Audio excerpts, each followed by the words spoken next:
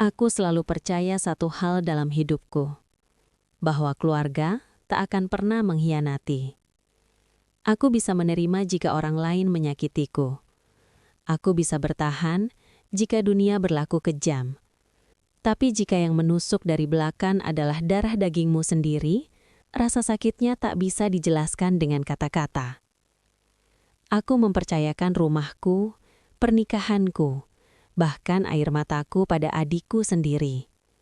Aku memberinya tempat tinggal, memberinya rasa aman, dan membelanya di depan siapapun. Bagiku dia bukan hanya adik, dia adalah bagian dari jiwaku. Dan suamiku, pria yang kuanggap pelindung, teman hidup, dan tempatku pulang. Aku percaya padanya tanpa syarat. Aku tak pernah memeriksa ponselnya, tak pernah mencurigai tatapannya. Tak pernah bertanya saat dia mulai berubah. Karena aku yakin, tidak mungkin dua orang yang paling kucintai tega menghancurkanku bersama-sama. Namun malam itu, saat aku membuka satu pintu sederhana di rumahku sendiri, seluruh keyakinanku runtuh. Bukan orang asing yang kulihat di sisi suamiku. Bukan wanita lain yang tak kukenal.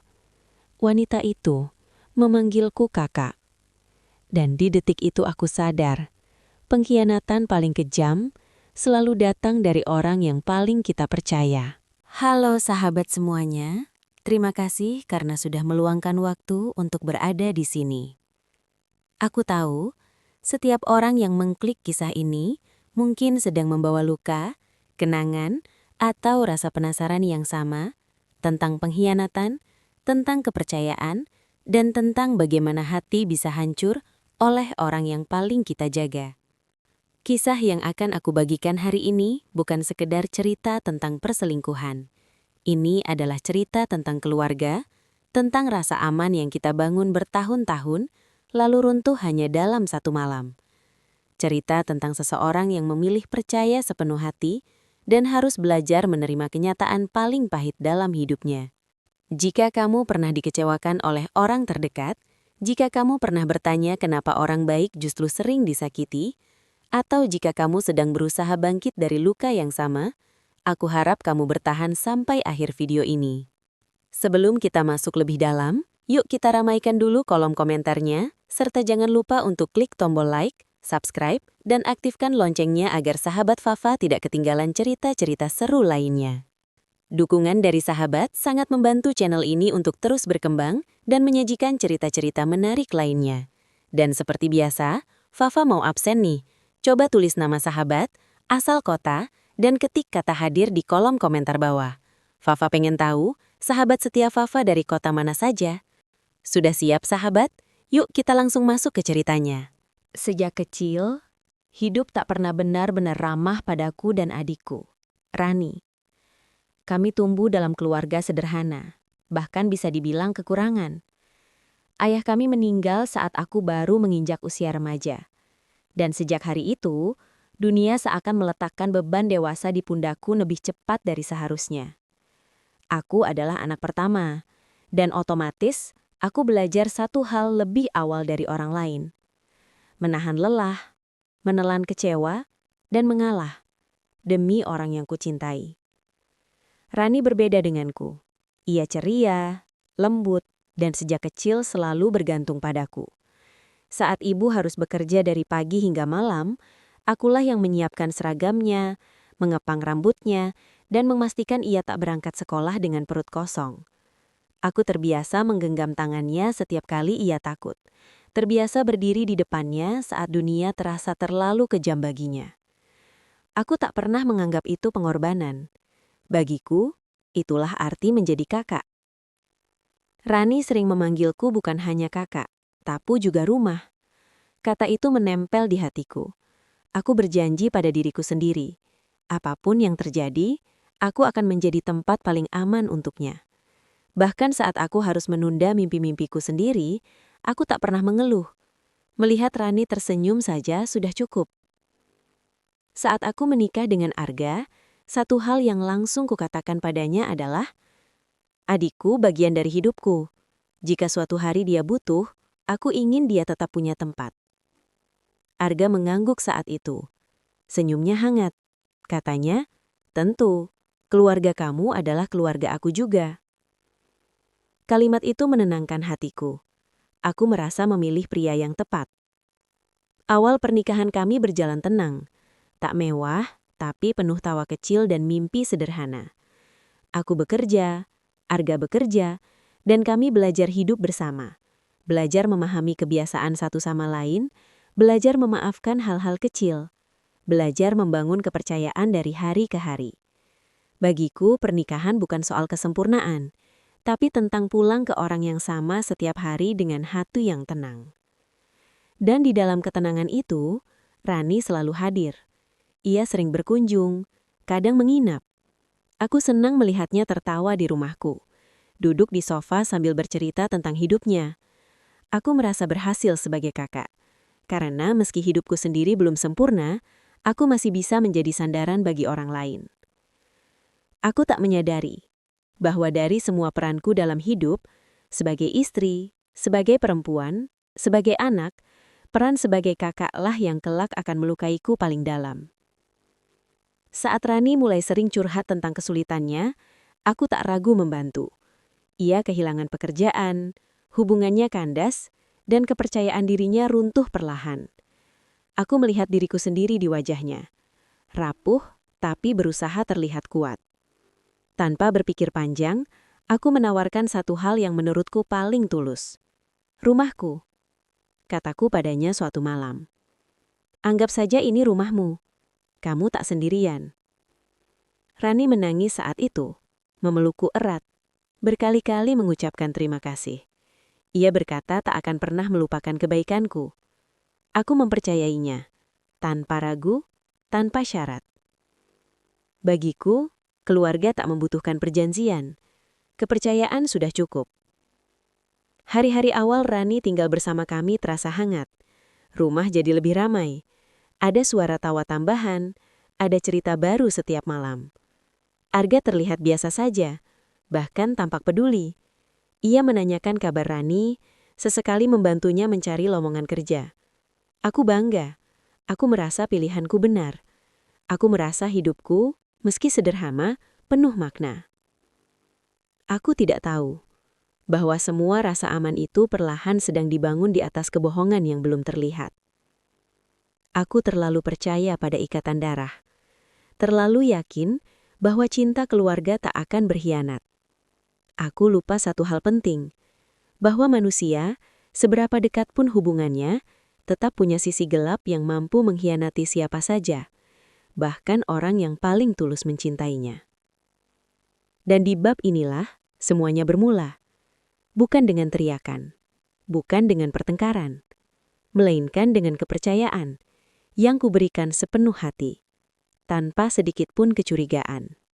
Jika ada satu masa dalam hidupku yang selalu kuingat dengan rasa hangat sekaligus getir, itu adalah tahun-tahun awal pernikahanku dengan Arga. Bukan karena hidup kami sempurna, tapi karena saat itu aku benar-benar merasa aman.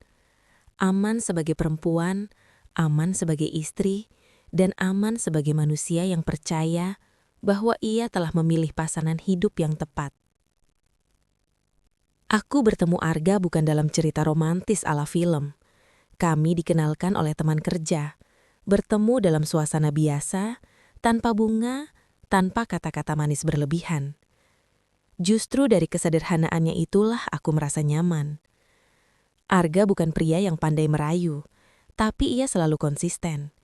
Ia datang tepat waktu, menepati janji, dan mendengarkan. Hal yang jarang kulihat dari laki-laki sebelumnya.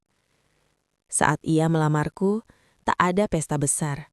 Hanya keyakinan kecil di hatiku yang berkata, dengan pria ini hidup mungkin tak mudah, tapi akan jujur. Dan keyakinan itulah yang membuatku mantap melangkah ke pernikahan. Awal pernikahan kami diwarnai hal-hal sederhana. Bangun pagi bersama, berebut kamar mandi, tertawa karena masakan yang terlalu asin, dan saling meminta maaf atas kesalahan kecil. Kami tinggal di rumah mungil, jauh dari kata mewah, tapi penuh dengan harapan. Aku percaya, kebahagiaan tidak selalu datang dari apa yang kita punya, tapi dari dengan siapa kita menjalani hari. Arga bekerja cukup keras. Ia bukan tipe pria yang banyak bicara soal perasaan, tapi ia menunjukkannya lewat tindakan. Ia memastikan listrik tak pernah mati, dapur tetap berasap, dan aku selalu merasa ditemani. Jika pulang kerja dan melihatku tertidur di sofa, ia akan mengambilkan selimut. Hal-hal kecil seperti itu membuatku yakin, aku dicintai. Aku pun berusaha menjadi istri sebaik mungkin. Aku belajar memasak, mengatur keuangan, menahan emosi saat lelah. Aku percaya, pernikahan adalah kerjasama dua orang dewasa yang saling berusaha, bukan saling menuntut. Jika ada masalah, kami bicarakan. Jika ada perbedaan, kami cari jalan tengah. Setidaknya begitulah yang kupikirkan saat itu. Tak pernah sekalipun terlintas di benakku bahwa Arga mampu berkhianat. Tidak pernah. Ia selalu menatap mataku saat berbicara. Ia selalu menggenggam tanganku di depan orang lain. Ia tak pernah menyembunyikan ponselnya. Dan ia selalu berkata bahwa kejujuran adalah fondasi rumah tangga. Aku percaya pada setiap kata itu. Saat Rani sering datang berkunjung, Arga bersikap wajar. Ia sopan, ramah, dan menjaga jarak seperti seorang kakak ipar seharusnya. Bahkan kadang aku merasa lega melihat mereka bisa akur. Bagiku itu pertanda baik. Tanda bahwa rumah tanggaku sehat dan keluargaku bisa menyatu tanpa sekat. Aku sering berpikir, mungkin inilah buah dari semua pengorbananku selama ini. Setelah bertahun-tahun menjadi anak sulung yang menahan beban, Tuhan memberiku ketenangan, memberiku pasangan yang bisa kupercaya, memberiku hidup yang meski sederhana, tapi stabil. Aku tidak sadar bahwa ketenangan itu perlahan berubah menjadi rutinitas yang membuatku lengah. Hari-hari kami berjalan nyaris sama. Bangun, bekerja, pulang, makan bersama, lalu tidur. Tak ada drama besar, tak ada konflik hebat. Aku menyukai kestabilan itu. Aku menyukainya karena hidupku sebelumnya terlalu penuh gejolak. Aku menganggap ketenangan sebagai bukti kebahagiaan. Namun di balik ketenangan itu, ada jarak yang tumbuh pelan-pelan. Bukan jarak yang terlihat, tapi jarak yang terasa jika diperhatikan dengan seksama. Arga mulai lebih sering diam. Aku mengira ia lelah bekerja. Ia mulai jarang bercerita. Aku mengira ia hanya butuh waktu sendiri. Aku memilih percaya. Selalu percaya. Aku tidak pernah memeriksa ponselnya, karena bagiku percaya bukan soal pengawasan. Aku tidak pernah menginterogasinya saat ia pulang lebih malam dari biasanya. Aku tidak ingin menjadi istri yang curiga berlebihan. Dalam pikiranku, cemburu tanpa bukti adalah racun bagi pernikahan. Dan lagi, aku punya satu alasan terbesar untuk tak pernah curiga. Aku percaya pada keluarga. Rani ada di rumah kami, dan aku merasa semua dalam kendaliku. Aku merasa rumah ini aman. Aku merasa Arga adalah pria yang tahu batas. Aku merasa darah lebih kuat dari godaan apapun. Keyakinan itulah yang membuatku menutup mata pada perubahan kecil, pada tatapan yang tak lagi sama, pada tawa yang terasa dibuat-buat, pada keheningan yang semakin sering muncul di antara kami. Aku tidak tahu bahwa di saat aku berusaha menjadi istri yang pengertian, aku justru sedang menjauh dari kebenaran. Aku tidak sadar bahwa kesibukan dan kepercayaanku telah menciptakan ruang yang kelak diisi oleh pengkhianatan. Jika waktu bisa diputar ulang, mungkin aku akan lebih banyak bertanya. Mungkin aku akan lebih peka. Mungkin aku akan berani merasa tidak nyaman. Namun saat itu, aku percaya satu hal dengan sepenuh hati, bahwa pernikahan yang tenang berarti pernikahan yang bahagia. Aku tidak tahu bahwa ketenangan bisa menjadi masker paling berbahaya. Dan tanpa kusadari, di balik semua rutinitas yang tampak damai itu, retakan pertama sudah mulai terbentuk. Keputusan untuk membiarkan Rani tinggal bersama kami bukan keputusan yang kuambil dalam satu malam. Itu lahir dari rasa kasihan, dari kenangan masa kecil, dan dari janji yang pernah kubuat diam-diam pada diriku sendiri. Bahwa apapun yang terjadi, aku tak akan membiarkan adikku merasa sendirian di dunia ini. Saat itu hidup Rani sedang berada di titik terendahnya. Pekerjaannya tak lagi memberi penghasilan cukup. Hubungannya dengan seseorang yang ia cintai berakhir menyakitkan, dan kepercayaan dirinya runtuh perlahan. Setiap kali ia menelpon, suaranya terdengar rapuh. Kadang ia menangis. Kadang hanya diam lama sebelum akhirnya berkata, "Kak, aku capek." Kalimat sederhana itu menghancurkan hatiku. Aku ingat malam ketika aku membicarakan hal ini dengan Arga. Kami duduk berhadapan di meja makan, lampu dapur temaram, dan sisa teh hangat di cangkir kami sudah dingin. Aku menjelaskan kondisi Rani, kesulitannya, dan kekhawatiranku. Aku tak memaksa.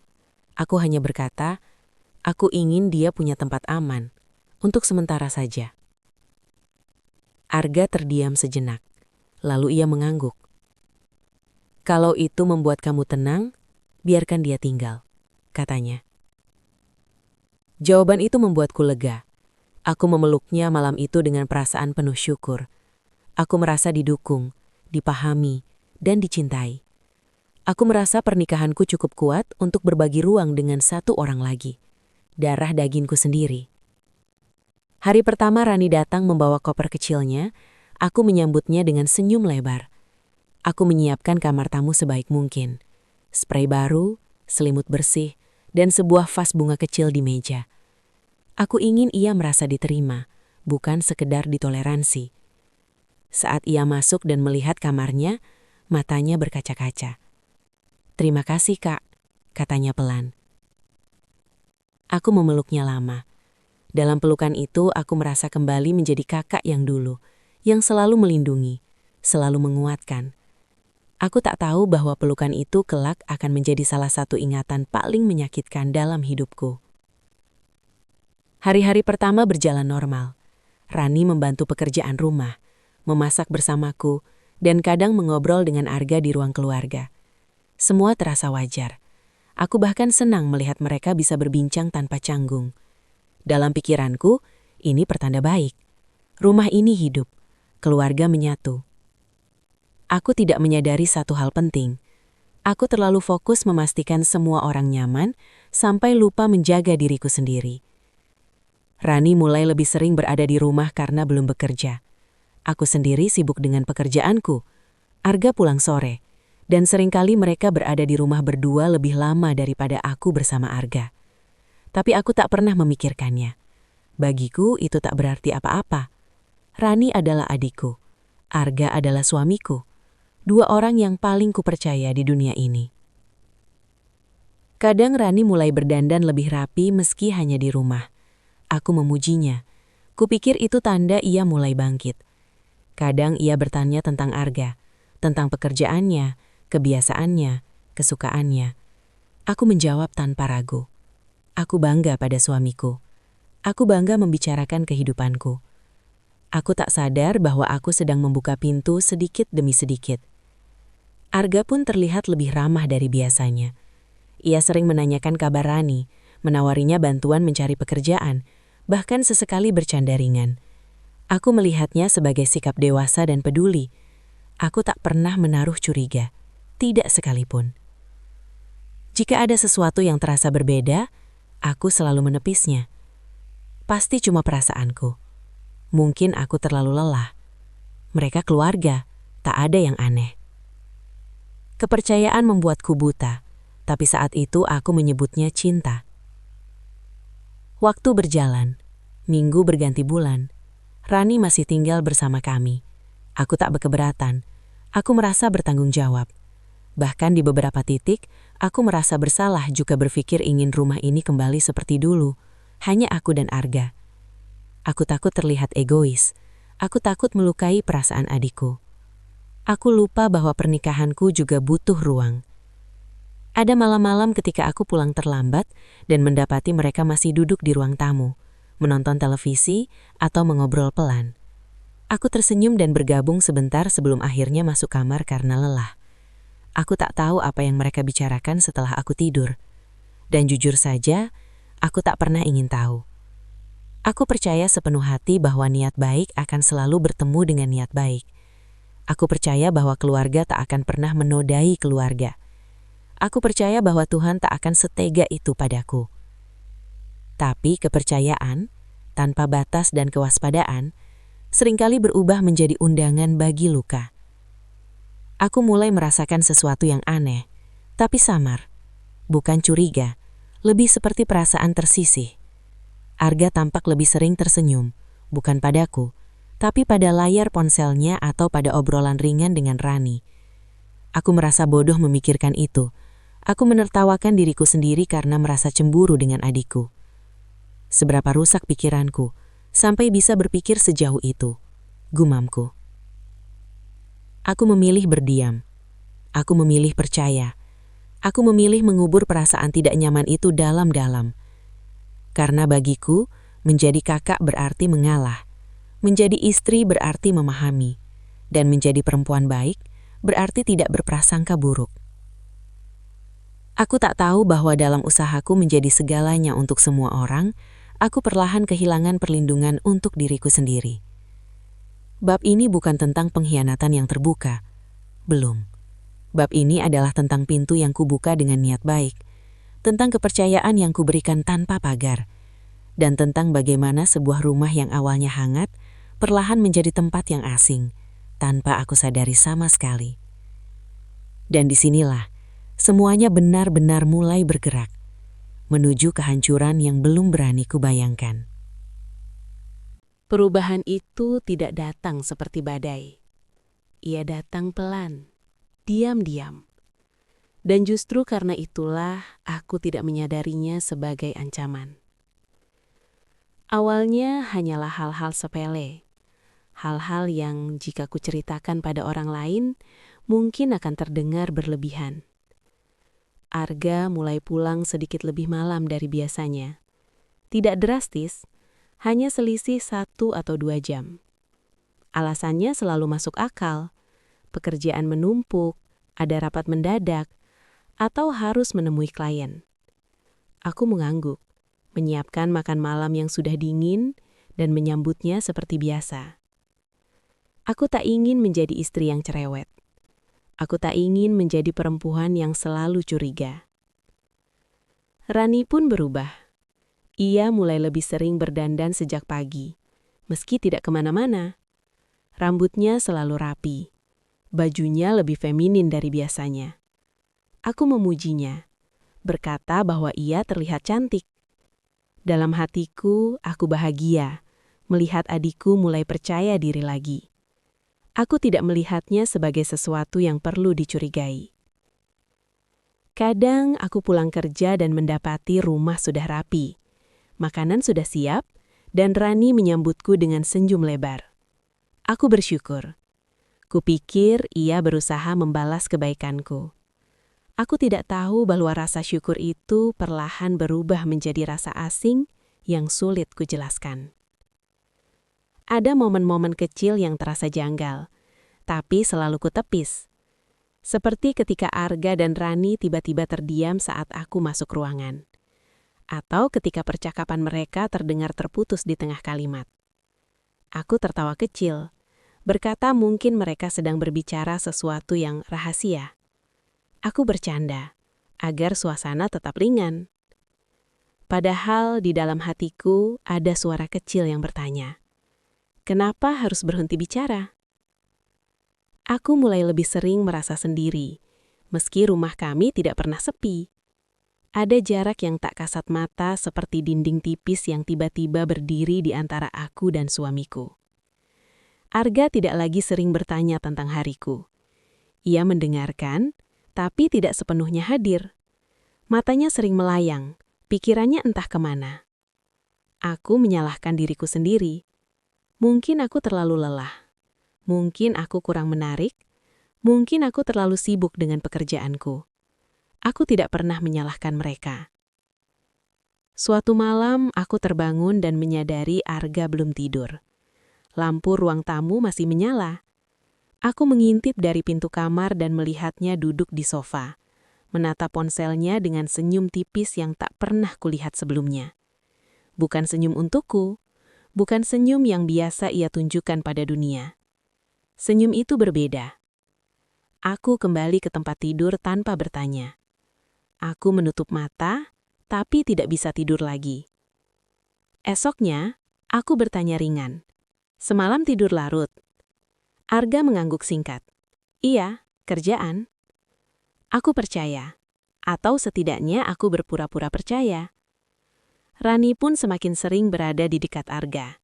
Jika Arga duduk di ruang tamu, Rani ada di sana. Jika Arga ke dapur, Rani menyusul. Aku melihatnya, tapi aku memilih diam. Aku tak ingin terlihat cemburu pada adikku sendiri. Pikiran itu terasa terlalu memalukan untuk diakui, bahkan pada diriku sendiri. Ada satu sore yang masih kuingat dengan jelas. Aku pulang lebih cepat dari biasanya. Dari luar rumah, aku mendengar tawa. Tawa Arga. Tawa Rani. Tawa yang jarang kudengar darinya akhir-akhir ini. Aku berdiri sejenak di depan pintu, menahan diri sebelum masuk. Ketika aku membuka pintu, tawa itu berhenti. Kak sudah pulang, kata Rani tergesa. Aku tersenyum. Iya, tapi senyumku terasa berat. Aku mulai sering menenangkan diriku dengan kalimat-kalimat yang kupelajari sejak lama. Jangan berprasangka buruk. Kepercayaan adalah kunci rumah tangga. Kamu terlalu sensitif. Kalimat-kalimat itu seperti mantra yang kuulang setiap kali hatiku terasa tidak nyaman. Aku lebih memilih menyalahkan perasaanku sendiri daripada mempertanyakan perilaku orang-orang yang aku cintai. Di dalam diriku terjadi perang kecil yang melelahkan. Naluriku berteriak, tapi logikaku memaksanya diam. Aku tahu ada sesuatu yang berubah, tapi aku tak berani menamainya. Karena jika aku menamainya, berarti aku harus siap menghadapi kemungkinan terburuk. Dan aku belum siap kehilangan apapun. Aku masih ingin percaya bahwa rumah ini aman, bahwa pernikahanku baik-baik saja, bahwa adikku tetaplah adikku, bahwa semua ini hanyalah fase yang akan berlalu. Namun setiap malam saat aku berbaring di samping Arga yang tertidur lebih dulu, aku menatap langit-langit kamar dengan perasaan kosong. Ada jarak di antara kami, meski tubuh kami begitu dekat. Aku merasa seperti orang asing di hidupku sendiri. Aku mulai bertanya dalam diam. Kapan terakhir kali ia benar-benar menatapku? Kapan terakhir kali kami tertawa berdua? Pertanyaan-pertanyaan itu tak pernah kupatahkan dengan jawaban. Aku biarkan menggantung karena aku takut pada apa yang mungkin kutemukan jika aku mencari. Bab ini adalah tentang pengabaian. Bukan karena aku bodoh, tapi karena aku terlalu ingin percaya. Aku mengabaikan perubahan kecil karena aku mencintai. Aku mengabaikan firasat karena aku takut. Dan aku mengabaikan diriku sendiri demi menjaga sesuatu yang ternyata sudah retak. Tanpa kusadari, setiap pengabaian itu adalah langkah kecil menuju kebenaran yang kelak akan menghancurkanku. Dan saat itu, aku masih berpikir bahwa selama aku tidak melihat bukti, maka semua akan baik-baik saja. Aku salah. Ada satu hal tentang naluri yang baru kupahami setelah semuanya terlambat. Ia tidak pernah berteriak tanpa alasan. Awalnya ia hanya berbisik, lalu berulang, lalu semakin keras. Dan di bab inilah, bisikan itu berubah menjadi suara yang tak lagi bisa kuabaikan, meski aku masih berusaha menutup telinga. Malam itu tampak seperti malam biasa. Aku dan Arga makan malam tanpa banyak percakapan. Rani duduk tak jauh dari kami, sibuk dengan ponselnya. Tak ada yang tampak aneh. Tapi justru ketenangan itulah yang membuatku gelisah. Aku merasa seperti ada sesuatu yang tertahan di udara. Sesuatu yang tak terucap tapi terasa berat. Saat Arga ke kamar mandi, ponselnya tertinggal di meja. Layarnya menyala. Sebuah notifikasi masuk. Satu nama. Tanpa foto. Hanya inisial. Hatiku berdebar keras. Aku tak langsung melihat. Aku menahan diri. Aku berkata pada diriku sendiri bahwa ini tidak sopan. Bahwa kepercayaan tidak bekerja seperti ini. Bahwa aku bukan perempuan yang mengintip ponsel suamiku. Tapi mataku sudah lebih dulu membaca sekilas kata-kata yang muncul. "Kamu sudah tidur?" Aku menelan ludah. Pesan itu tidak terasa seperti pesan rekan kerja. Terlalu pribadi, terlalu lembut. Tanganku gemetar. Aku mematikan layar ponsel itu seolah-olah sentuhanku bisa menghapus apa yang baru saja kulihat. Jantungku berdetak tidak karuan. Aku duduk terpaku, mencoba bernafas normal saat Arga kembali dan mengambil ponselnya tanpa curiga. Aku tidak bertanya, aku tidak menuduh, aku tersenyum, atau setidaknya berusaha. Malam itu aku tidak bisa tidur. Arga terlelap di sampingku, nafasnya teratur, seolah dunia baik-baik saja. Aku menatap wajahnya lama. Wajah yang dulu membuatku merasa aman, kini membuatku bertanya-tanya. Aku bertanya dalam hati, apa yang kamu sembunyikan dariku? Keesokan harinya aku mencoba memperhatikan lebih seksama. Bukan sebagai detektif, tapi sebagai istri yang akhirnya berani mengakui ada sesuatu yang salah. Aku melihat bagaimana Arga menjadi lebih protektif terhadap ponselnya. Ia membawanya kemana-mana, ke kamar mandi, ke dapur, ke teras. Hal kecil yang dulu tak pernah ia lakukan. Aku melihat bagaimana Rani juga berubah. Ia lebih sering memegang ponselnya dengan senyum yang sama. Senyum tipis yang dulu kulihat di wajah Arga malam itu. Aku melihat bagaimana mereka jarang beradu pandang saat aku ada di dekat mereka. Seolah-olah takut terbaca. Semua potongan itu mulai menyatu. Dan itu menakutkan. Aku merasa seperti berdiri di tepi jurang. Menatap ke bawah, tahu bahwa jika aku melangkah satu langkah lagi, hidupku tak akan pernah sama. Ada bagian dari diriku yang ingin berteriak, menuntut penjelasan, memecah keheningan. Tapi ada bagian lain yang lebih besar, bagian yang takut kehilangan segalanya. Aku mulai meragukan diriku sendiri. Bagaimana jika aku salah? Bagaimana jika ini hanya imajinasiku? Bagaimana jika aku merusak keluargaku sendiri karena kecurigaan tak berdasar? Ketakutan itu membuatku diam. Suatu sore, aku dan Rani berdua di dapur. Aku mengamatinya saat ia memotong sayur. Gerakannya pelan dan hati-hati. Aku ingin bertanya banyak hal. Aku ingin melihat reaksinya. Tapi yang keluar dari mulutku hanya pertanyaan biasa. "Kamu betah tinggal di sini?" tanyaku. Rani tersenyum cepat. "Betah, Kak. Kalau nggak ada Kakak dan Mas Arga, aku nggak tahu harus bagaimana."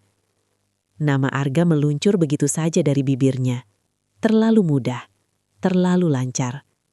Hatiku melecos. Malam demi malam berlalu dengan perasaan tertekan.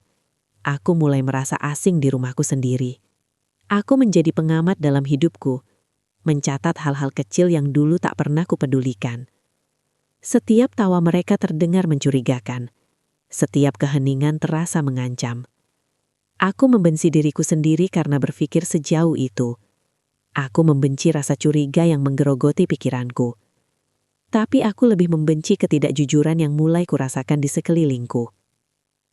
Ada satu malam ketika Arga terlelap lebih awal, dan aku kembali melihat ponselnya menyala. Notifikasi yang sama, inisial yang sama. Kali ini aku tak sempat membaca isinya, tapi jantungku kembali berdegup kencang. Aku memejamkan mata, menahan air mata yang hampir jatuh. Aku sadar sesuatu. Aku tidak lagi merasa tenang, dan pernikahan tanpa ketenangan adalah awal dari kehancuran. Aku mulai bertanya-tanya pada diriku hal yang paling kutakuti. Bagaimana jika naluriku benar? Pertanyaan itu menghantuiku kemanapun aku pergi.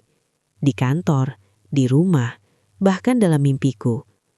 Aku menjadi mudah lelah, mudah tersinggung dan sulit fokus. Aku merasa sendirian, meski dikelilingi orang-orang yang seharusnya paling dekat denganku. Aku belum punya bukti. Aku belum melihat apapun secara langsung. Tapi hatiku tahu, ada sesuatu yang sedang disembunyikan dariku. Dan disitulah siksaan terbesarnya. Mengetahui bahwa kebenaran mungkin ada tepat di depan mata, namun belum siap untuk melihatnya. Bab ini bukan tentang kepastian. Bab ini adalah tentang kecurigaan yang mulai menemukan bentuknya, tentang naluri yang akhirnya berani bersuara, dan tentang seorang perempuan yang berdiri di ambang kenyataan paling menyakitkan dalam hidupnya. Aku belum tahu apa yang akan kutemukan. Aku hanya tahu satu hal. Setelah ini, aku tak akan bisa kembali menjadi diriku yang dulu. Perempuan yang percaya tanpa ragu. Karena saat naluri mulai berbicara, ia tidak pernah berbohong.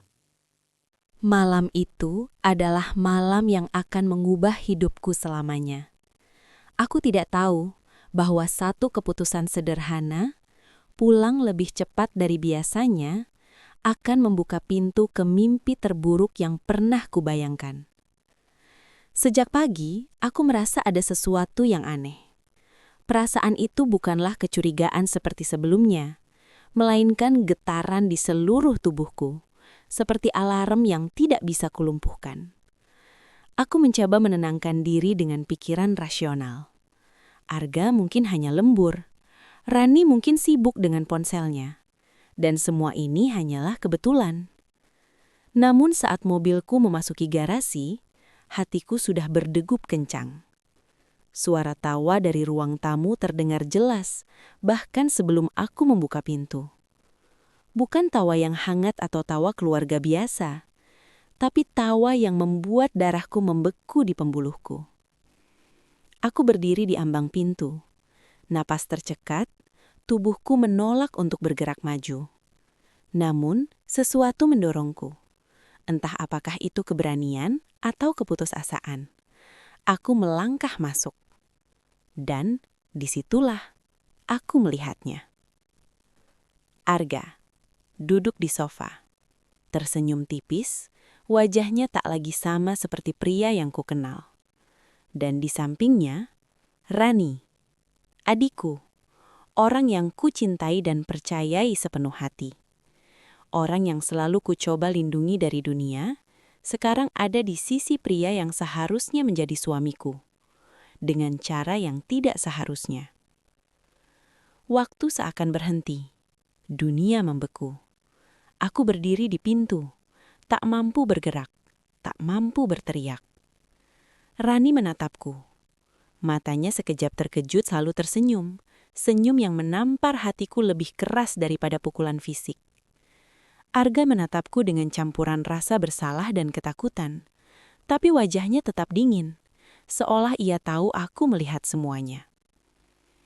Seketika semua yang selama ini kubiarkan tumbuh tanpa sadar, menjadi nyata. Semua perubahan kecil, semua tatapan aneh, semua malam yang sepi, semuanya bersatu menjadi satu kebenaran yang menghancurkan. Aku ingin berlari, aku ingin menjerit, aku ingin memukul sesuatu, menghancurkan segalanya. Tapi aku hanya berdiri terpaku. Air mata mengalir di pipiku, dan rasa sakit menyelimuti seluruh tubuhku. Rani akhirnya bicara.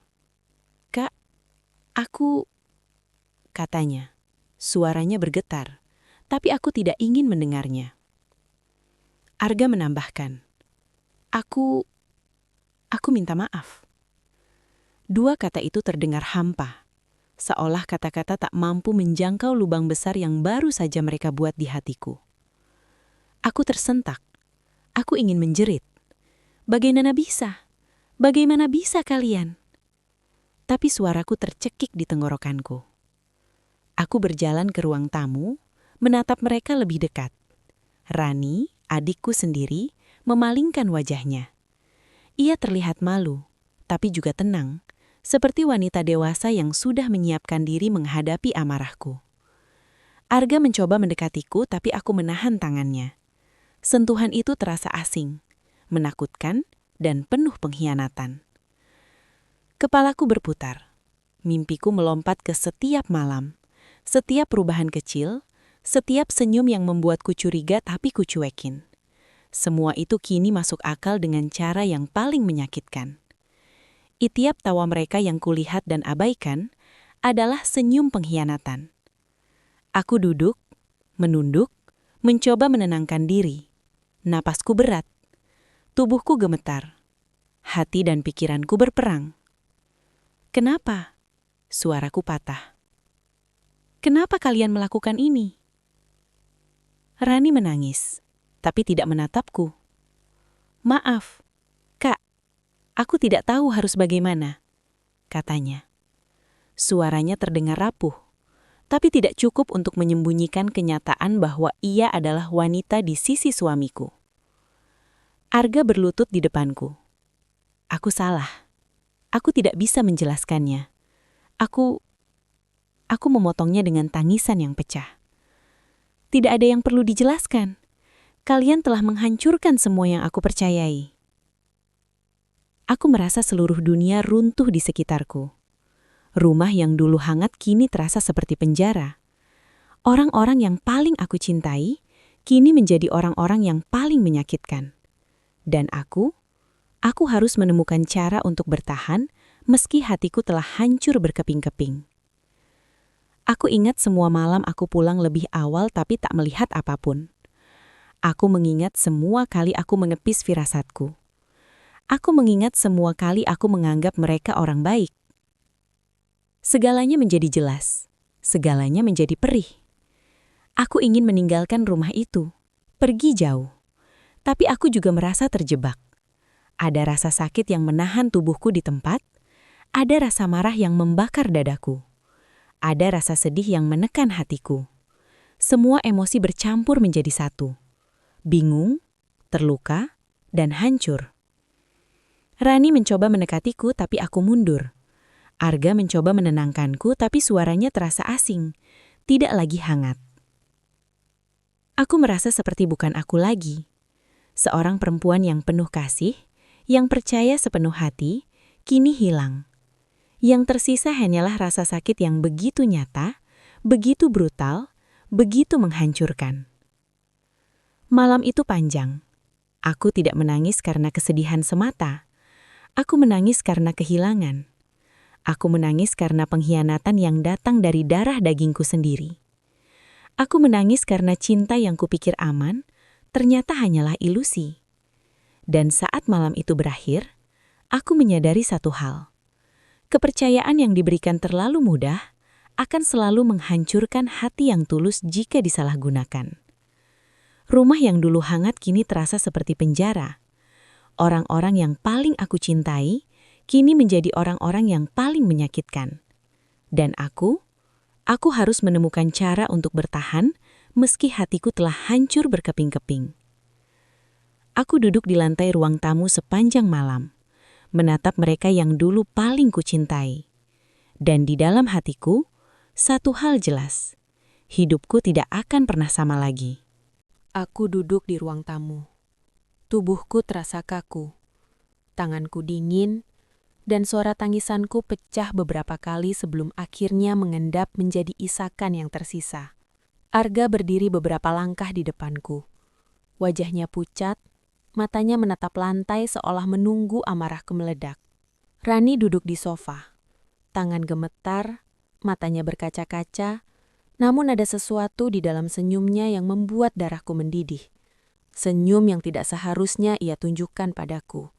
Tetapi telah kuberikan kepercayaan sepenuh hati. Aku menatap mereka berdua. Tubuhku bergetar. Suara mereka menjadi kabur. Aku hanya tahu satu hal. Aku harus mendengar semuanya. Meski hatiku hancur berkeping-keping. Rani akhirnya mengangkat kepalanya. Suaranya nyaris berbisik. Kak, aku nggak tahu harus mulai dari mana. Aku menghela nafas panjang. Mencoba menenangkan diri. Tapi setiap tarikan nafas seperti menusuk dada. Mulai dari jujur, kataku. Suaraku terdengar serak. Mulai dari mengatakan yang sebenarnya. Karena aku tidak mau mendengar kebohongan lagi. Rani menunduk, menutupi wajahnya dengan kedua tangannya. Aku melihat adikku yang dulu aku lindungi, yang dulu kusebut rumahku sendiri, kini berdiri sebagai orang asing di hadapanku. Seseorang yang tidak hanya mengkhianatiku, tetapi mengkhianati semua nilai yang kubangun selama ini. Rani terdiam. Matanya menatapku, berusaha menemukan kekuatan untuk berbicara. Aku menyukai Mas Arga. Aku tidak tahu harus bagaimana. Semuanya terjadi begitu saja. Aku terpaku. Kata-katanya terdengar seperti pukulan beruntun yang memecahkan semua pertahanan yang kupunya. Aku menunduk, mencoba menahan tangis. Hati dan pikiranku berperang. Ingin memeluknya, ingin menamparnya, ingin berlari menjauh. Semua sekaligus. Arga akhirnya bicara. Suaranya rendah, hampir terdengar patah. Aku salah. Aku tidak tahu bagaimana ini bisa terjadi. Aku mencintaimu, tapi aku tidak bisa mengontrol perasaanku sendiri. Dunia seakan berhenti. Kata-kata itu tidak menenangkan, justru menambah beban yang menindih dadaku. Aku ingin berteriak. Aku ingin merobek mereka berdua. Tapi aku tidak mampu. Aku hanya bisa duduk, kaku, sambil menahan isakan yang keluar setiap beberapa detik. Jadi, selama ini, semua yang kulihat, semua yang kupercaya, hanyalah dusta. Tanyaku pelan, hampir berbisik. Rani menangis. Air mata mengalir di pipinya, tapi aku melihat keteguhan dalam matanya. Sebuah pengakuan yang mematahkan hatiku sepenuhnya. Arga menunduk, menyesali semua tindakan yang kini terungkap. Aku mencoba menenangkan diriku. Aku mencoba berpikir rasional. Tapi rasionalitas menguak. Semua kenangan, semua malam yang kulalui dengan penuh cinta, kini diselimuti oleh pengkhianatan yang begitu nyata. Aku berdiri. Tubuhku bergetar. Tapi aku harus berbicara. Apakah kalian sadar betapa sakitnya ini? Apakah kalian sadar bahwa aku percaya sepenuh hati pada kalian berdua? Aku memberimu rumah, Rani. Aku memberimu perlindungan. Aku mencintaimu. Dan kalian membalas dengan ini. Rani menunduk, tidak mampu menatapku. Arga mencoba mengulurkan tangan tapi aku menepisnya. Jangan sentuh aku. Aku berteriak. Suara pecah oleh tangis. Jangan pernah coba menenangkan aku dengan kata-kata kosong. Aku berjalan mondar-mandir di ruang tamu. Mencoba menyalurkan kemarahan dan kesedihanku. Setiap langkahku terasa berat. Setiap nafasku terasa panas. Aku ingin menampar mereka berdua. Tapi juga ingin memeluk adikku.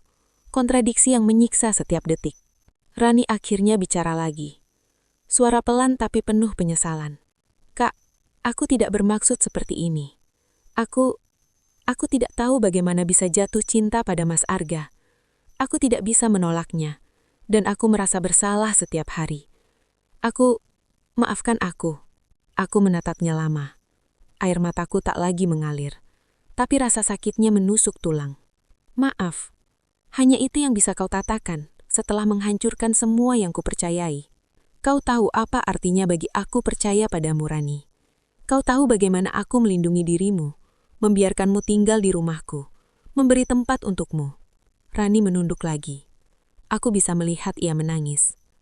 Maafkan aku menyesal, katanya parau. Arga menambahkan, suaranya serak. Kami akan mengakhiri ini. Aku tidak ingin kehilanganmu. Tapi aku salah. Aku menyesal. Aku telah menghancurkan segalanya. Aku menatap mereka. Menahan nafas. Tapi aku sadar satu hal yang mengerikan. Kata-kata itu tidak bisa mengembalikan kepercayaan yang telah hilang. Semua yang kuanggap aman kini sudah hancur. Semua yang kuanggap nyata kini hanyalah ilusi. Aku merasa tubuhku lelah. Hati dan pikiranku seperti terbelah. Satu sisi ingin memaafkan, sisi lain ingin pergi jauh, menjauh dari semua pengkhianatan ini. Aku ingin menangis, tapi air mataku habis. Aku ingin berteriak, tapi suaraku hilang. Aku menyadari bahwa pengkhianatan ini bukan hanya tentang cinta yang diselingkuhi. Ini tentang kepercayaan yang diinjak-injak. Tentang hati yang diberikan sepenuh jiwa dan dihancurkan begitu saja. Tentang darah dagingku sendiri yang kini menjadi sumber luka terdalamku. Aku menunduk, menatap lantai. Dan aku tahu dari titik ini, hidupku tidak akan pernah sama lagi. Kepercayaan yang kulangitkan bertahun-tahun hancur dalam satu malam. Rumah yang kuanggap aman kini terasa seperti penjara. Dan orang-orang yang paling kucintai, kini adalah sumber rasa sakit yang paling nyata. Aku merasa kosong. Hanya ada rasa sakit, rasa kecewa dan pengkhianatan. Aku ingin menjerit, tapi aku hanya bisa menahan diri, membiarkan tangisku pecah pelan. tersisa dalam isakan yang menggema di dinding rumahku sendiri. Dan di saat itulah aku sadar satu hal. Pengakuan mereka adalah awal dari akhir. Bukan akhir yang kuinginkan, tapi akhir yang harus kuterima. Aku tidak tahu bagaimana aku akan melewati malam itu.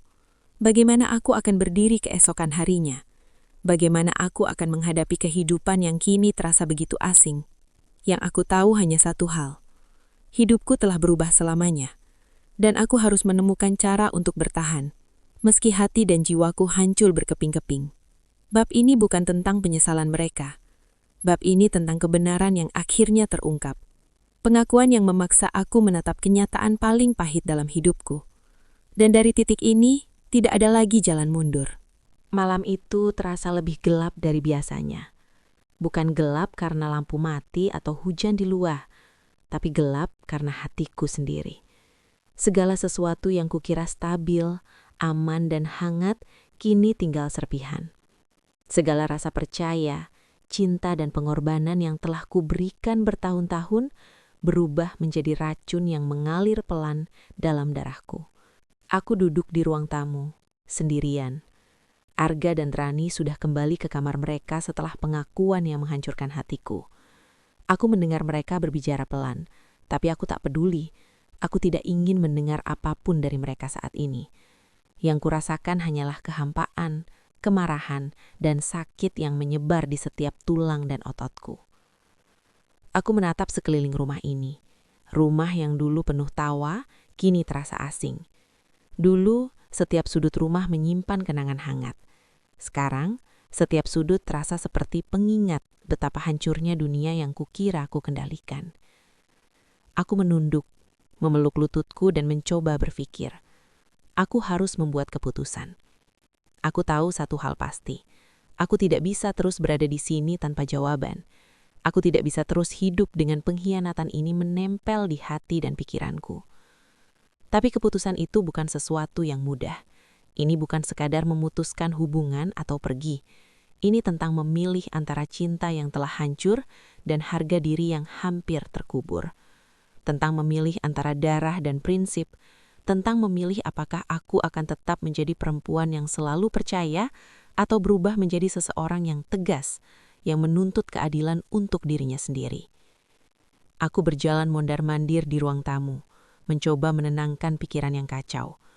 Tapi setiap langkah membuat amarah dan sakitku semakin nyata. Aku menatap foto pernikahan kami yang tergantung di dinding, melihat wajah Arga yang dulu membuatku merasa aman. Sekarang, wajah itu seolah menatapku dengan pengkhianatan terselubung. Aku menutup mata, mencoba mengingat semua hal baik yang pernah ada. Masa-masa ketika Arga memelukku dengan tulus, ketika Rani tersenyum di sofa, seperti adik kecil yang aku lindungi. Tapi semua kenangan itu kini terasa seperti ilusi, tipuan yang dirancang oleh mereka berdua. Aku duduk di lantai, menatap ponselku. Di sana ada pesan-pesan mereka sebelumnya yang kini terasa seperti bukti pengkhianatan. Aku membaca lagi dan lagi, mencoba menemukan sesuatu yang bisa membuatku salah menilai. Tapi tidak ada. Semua terasa jelas. Cinta dan percaya yang kuberikan disalahgunakan. Aku sadar satu hal. Aku tidak bisa terus diam. Aku harus mengambil keputusan. Dan keputusan itu harus keras. Aku menatap ke arah kamar mereka, merasakan amarah yang perlahan berubah menjadi ketegasan. Aku tahu aku tidak bisa memaafkan begitu saja. Aku tahu aku tidak bisa melanjutkan hidup seperti ini, berpura-pura bahwa semuanya baik-baik saja. Aku tahu aku harus bertindak, bukan untuk membalas dendam, tapi untuk melindungi diriku sendiri dan harga diriku. Aku berjalan ke kamar tidur kami. Aku membuka lemari, melihat semua benda yang dulu terasa aman. Semua pakaian, semua kenangan, semua yang kukira menjadi simbol kebahagiaan, kini terasa seperti pengingat dari pengkhianatan. Aku menutup lemari dengan keras. Nafasku berat, hati dan pikiranku penuh dengan konflik. Aku menyadari bahwa keputusan ini bukan soal meninggalkan rumah atau suami. Ini soal membangun kembali diriku, memulihkan harga diri dan menemukan kekuatan yang selama ini tersembunyi di dalam hatiku. Aku menatap ke kamar mandi. Air hangat menetes di wajahku, menenangkan sejenak amarah yang membara. Aku menatap diriku di cermin dan melihat mata yang lelah, tapi juga mata yang mulai menemukan keberanian. Aku sadar satu hal, aku harus kuat, aku harus tegas, dan aku harus menghadapi kenyataan, tidak peduli seberapa sakit itu. Aku duduk di lantai kamar mandi, membiarkan air menetes di rambut dan pipiku. Aku menutup mata, mencoba menenangkan diri dan mulai merencanakan langkah-langkah berikutnya. Aku tahu aku akan menghadapi pertanyaan sulit, tatapan bersalah dan permintaan maaf yang mungkin tak tulus. Aku tahu aku akan menghadapi adikku yang dulu kusebut rumahku sendiri, tapi kini menjadi sumber luka terdalam. Aku tahu aku akan menghadapi suamiku yang dulu menjadi pelindungku, tapi kini menjadi pengkhianat. Aku mengambil kertas dan pulpen, menulis semua perasaanku, sakit, marah, kecewa dan ketakutan. Aku menulis setiap kata dengan ketegasan, setiap kalimat dengan keberanian. Aku ingin setiap orang memahami rasa sakitku, tapi aku juga ingin memahami diriku sendiri. Aku menyadari bahwa keputusan ini bukan sekadar tentang meninggalkan atau tetap. Ini tentang membangun kembali diriku, memulihkan harga diri dan menemukan kekuatan yang selama ini tersembunyi di dalam hatiku. Aku menatap cermin lagi, kali ini lebih lama. Aku melihat perempuan yang terluka, tapi juga perempuan yang bangkit. Perempuan yang telah memberikan segalanya, tapi juga perempuan yang siap menuntut keadilan untuk dirinya sendiri. Aku mengambil nafas panjang, menghapus air mata dan menatap pintu kamar. Saat itulah aku tahu, besok aku akan berbicara. Besok aku akan menghadapi mereka. Besok aku akan membuat keputusan yang akan menentukan seluruh hidupku. Aku tidak tahu bagaimana mereka akan bereaksi. Aku tidak tahu apakah mereka akan menangis, menyesal, atau mencoba memohon. Yang aku tahu hanyalah satu hal. Aku tidak bisa lagi membiarkan hidupku dikendalikan oleh pengkhianatan. Aku tidak bisa lagi menjadi korban. Aku harus mengambil jalan yang benar untuk diriku, untuk harga diriku, dan untuk masa depanku. Malam itu aku tidur dengan hati yang berat, tapi juga dengan tekad yang kuat. Aku tahu esok hari hidupku akan berubah selamanya, dan aku siap menghadapi semua konsekuensi. Karena terkadang, keputusan terberat adalah keputusan yang paling benar, dan terkadang, untuk menemukan kembali dirimu sendiri, kamu harus menghadapi rasa sakit yang paling dalam. Bab ini bukan tentang penyelesaian. Bab ini tentang saat seorang perempuan berdiri di ambang hidup yang hancur dan memutuskan untuk mengambil kendali atas nasibnya sendiri. Aku tahu setelah ini aku tidak akan sama lagi. Aku tahu setelah ini aku akan menjadi versi diriku yang lebih kuat, lebih tegas, dan lebih berani. Dan aku tahu setelah ini aku harus menghadapi mereka, adikku dan suamiku, dengan keberanian yang selama ini kututupi dengan senyum dan kesabaran. Pagi itu terasa berat. Sejak matahari muncul, seluruh rumah dipenuhi keheningan yang menekan. Udara seolah tebal, menahan napas setiap orang yang berada di dalamnya. Aku bangun lebih awal, tidak tidur nyenyak semalam. Tubuhku lelah, tapi pikiranku tidak bisa berhenti berputar. Tentang pengkhianatan, tentang kebenaran, tentang keputusan yang harus kuambil hari ini. Aku menatap cermin di kamar. Mataku lelah, namun ada tekad di dalamnya yang belum pernah kurasakan sebelumnya. Aku tahu, hari ini aku harus menghadapi mereka berdua. Aku harus berbicara. Aku harus menuntut jawaban. Dan yang paling penting, aku harus menegaskan harga diriku. Aku menyiapkan diri, bukan hanya dengan pakaian, tapi juga dengan ketegasan. Aku menelan rasa sakit dan kecewa yang membara, menyatukan serpihan hatiku yang hancur agar tidak runtuh di depan mereka. Saat aku turun ke ruang tamu, Arga dan Rani sudah duduk di sofa. Mereka menatapku dengan campuran rasa bersalah, takut, dan was-was. Aku berhenti di depan mereka, menatap kedua mata yang selama ini ku kenal.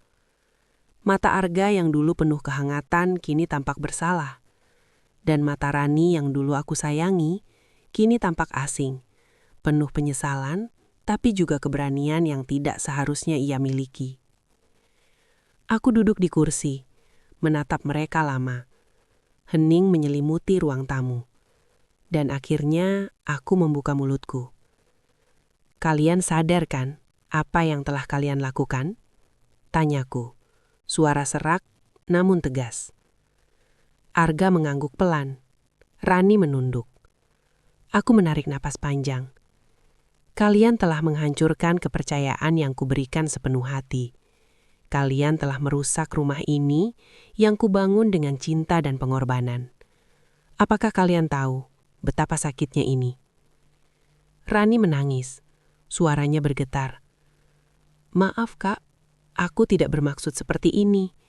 Aku tidak bisa mengendalikan perasaanku. Aku menahan tangisku. Mencoba menyusun kata-kata. Cukup. Aku ingin kalian dengar dengan jelas. Aku tidak mau alasan, aku tidak mau permintaan maaf.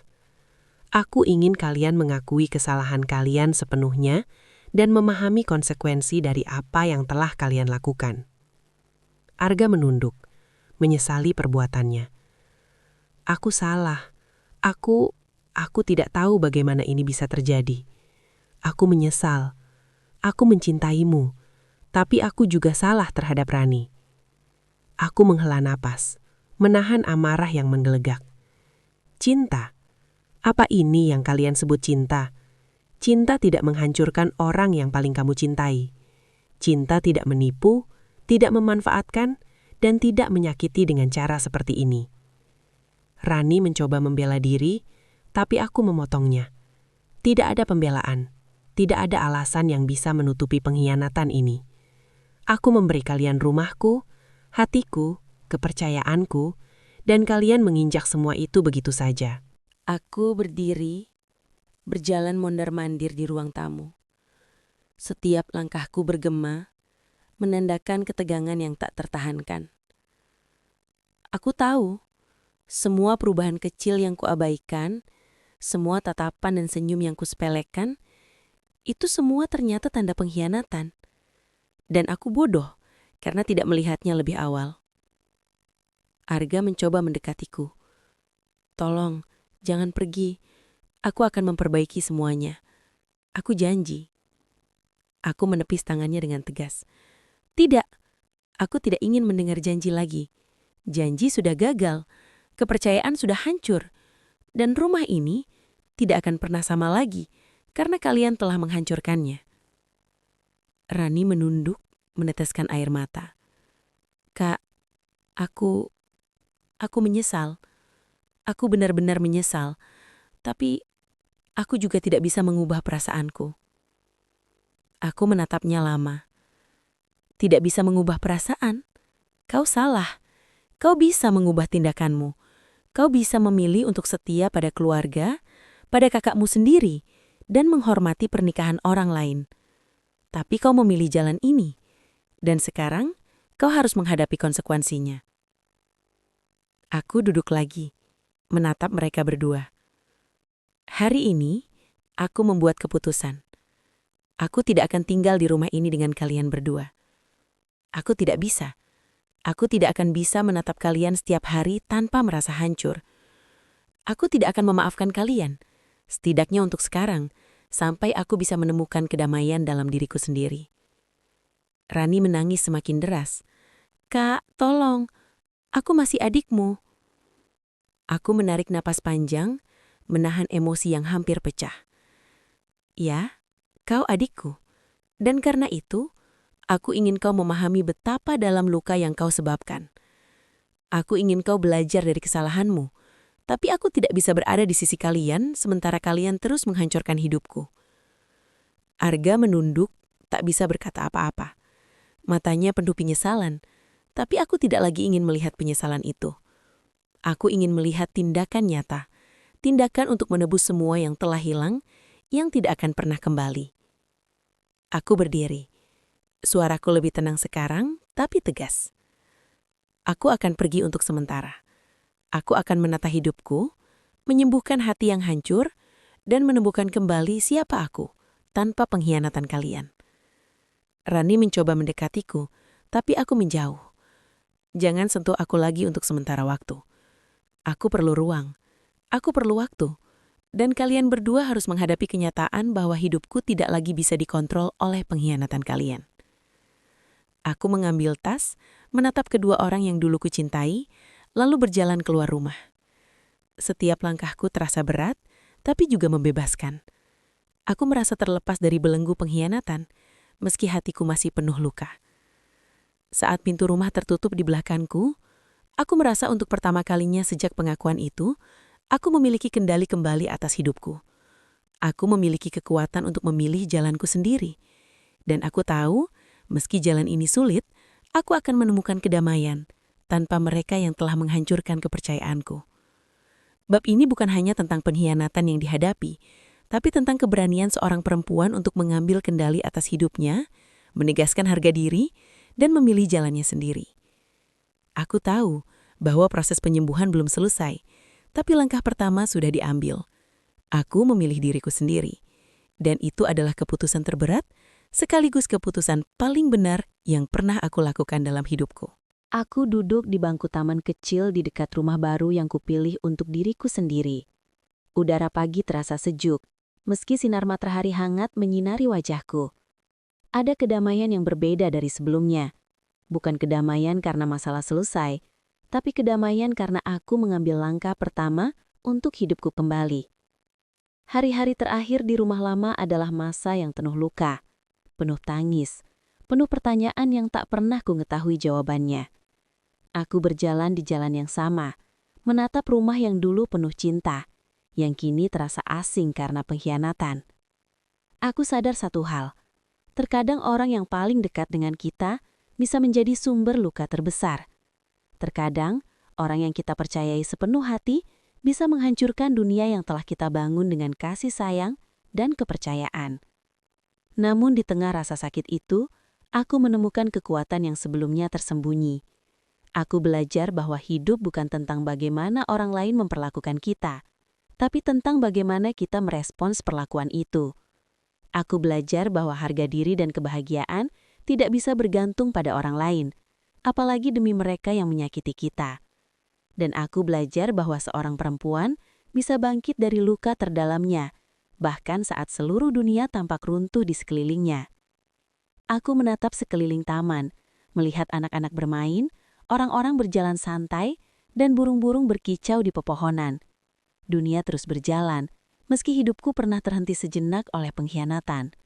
Aku tersenyum pelan, merasakan kehangatan yang perlahan kembali ke dalam hati. Aku sadar bahwa hidupku masih penuh kemungkinan, meski luka itu tetap ada sebagai pengingat untuk tidak pernah memberikan kepercayaan tanpa batas lagi. Aku mulai menulis di jurnalku, menuliskan semua perasaan yang tertahan selama ini. Marah, sedih, kecewa, takut, tapi juga harapan, keberanian, dan kekuatan yang baru ditemukan. Menulis membantuku melihat dunia dengan lebih jelas, membantuku memahami bahwa setiap pengalaman, sekeras apapun, bisa menjadi pelajaran berharga. Aku menulis tentang Arga dan Rani, tentang pengkhianatan mereka, tapi aku juga menulis tentang diriku sendiri, tentang bagaimana aku terlalu percaya, terlalu mengalah dan terlalu menutupi naluri hatiku. Aku belajar bahwa kesalahan terbesar bukan hanya milik mereka, tapi juga milikku. Karena aku terlalu lama menahan firasat, terlalu lama menutup mata, terlalu lama membiarkan hatiku dibungkam oleh cinta dan loyalitas buta. Namun aku tidak menulis untuk membenci. Aku menulis untuk melepaskan, untuk menyembuhkan, dan untuk menemukan jalanku kembali. Aku menulis agar suatu hari nanti, aku bisa melihat kembali semua ini dan berkata, aku selamat, aku kuat, aku menemukan diriku sendiri. Hari-hari berikutnya kubiarkan diri sendiri sembuh secara perlahan. Aku menata rumah baruku, menyusun ulang hidupku, mengatur rutinitas baru yang fokus pada kebahagiaan dan kesehatanku. Aku mulai melakukan hal-hal yang selama ini terabaikan, olahraga, membaca buku, menulis, dan bahkan belajar hal-hal baru yang selalu ingin ku coba.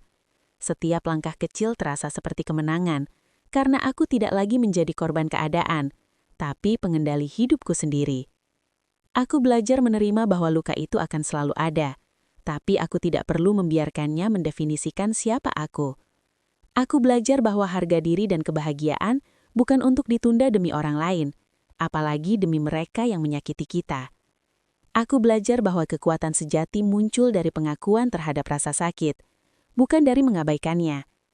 Suatu sore, saat duduk di teras, aku menatap matahari terbenam. Aku tersenyum, merasakan kedamaian yang tak pernah kurasakan sebelumnya. Aku sadar bahwa meski pengkhianatan itu menghancurkan dunia lamaku, ia juga memberi ruang untuk membangun dunia baru. Dunia di mana aku menjadi pusatnya, bukan orang lain. Aku menulis pesan ini untuk semua yang mungkin mendengar ceritaku, bahwa hidup seringkali akan menghadapkan kita pada pengkhianatan dari orang-orang yang paling kita cintai. Bahwa rasa sakit akan datang tanpa diundang, dan seringkali dari orang yang kita percayai sepenuh hati. Namun jangan biarkan luka itu menghapus keberanianmu. Jangan biarkan pengkhianatan menentukan harga dirimu. Dan jangan pernah merasa bersalah karena memilih dirimu sendiri di atas segalanya. Karena pada akhirnya, kita hanya memiliki satu hidup, satu hati dan satu kesempatan untuk menemukan kebahagiaan sejati. Dan terkadang, kebahagiaan itu datang ketika kita berani berkata cukup, ketika kita berani melepaskan, dan ketika kita berani membangun diri sendiri dari puing-puing masa lalu. Aku menutup jurnalku, menatap langit malam yang mulai gelap. Bintang-bintang mulai muncul satu persatu, memberikan cahaya lembut di kegelapan. Aku tersenyum. Aku tahu, meski perjalanan masih panjang, aku siap melanjutkan hidupku dengan keberanian, kekuatan, dan harapan baru. Saat aku menatap langit senja, hatiku mulai tenang meski luka yang kurasakan belum sepenuhnya sembuh. Aku menyadari satu hal, hidup adalah tentang bagaimana kita bangkit setelah jatuh, bukan tentang siapa yang pernah menyakiti kita.